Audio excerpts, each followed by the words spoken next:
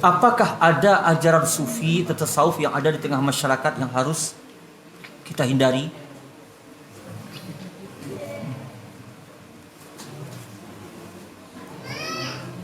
Mungkin di masyarakat kita secara khusus jarang dijumpai tempat-tempat yang secara khusus mengajarkan ajaran thariqah sufi ini, kecuali di sebagian kecil tempat saja.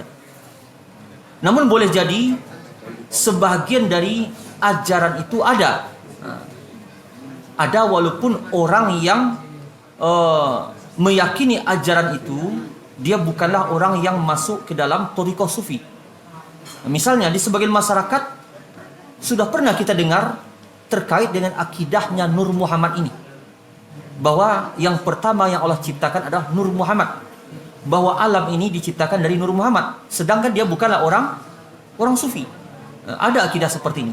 Sebagaimana juga amalan-amalan sufi itu juga ada.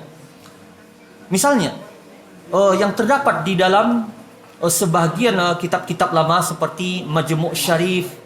Nah, itu ada amalan-amalan sufi yang lebih mengarah kepada kebatinan. Ada di situ doa Kanzul Arsh, ada doa Kasyah, ada doa Nubuat, ayat 5, ayat 7, apa lagi? Ayat 15, macam-macam. Yang masing-masingnya ada khasiatnya. Yang semuanya itu tidak memiliki dasar dari satu hadis pun. Oh, kabarnya doa Nubuat turun waktu subuh, diturunkan kepada Nabi SAW oleh malaikat Jibril. Riwayatnya mana? Kan itu yang kita tanya. Maka ini adalah amalan-amalan sufi. Karena dikenal juga di sisi sufi ini ada hizib-hizib. Ada Hizbun Nasar, macam-macam namanya. Yang masing-masing thariqah itu memiliki hizib, itu wirid-wirid tertentu. Apakah gunanya untuk penjagaan diri, untuk menundukkan musuh dan sebagainya. Dan beberapa tahun yang lalu, ya, ada anak pesantren di salah satu pesantren di Sumatera Barat ini yang kesurupan. Lalu diobati, diruqyah oleh sebagian teman.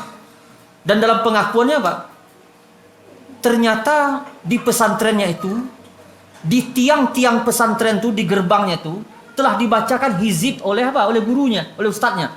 Supaya jin tidak masuk ke dalam pesantren itu, maka tiang masuk ini dibacakan hizib.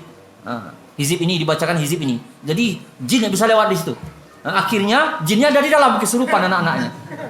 Karena sebenarnya ini amalan-amalan yang tidak ada dasarnya. Dan ketahuilah, setiap amalan bid'ah itu bisa mengundang datangnya jin.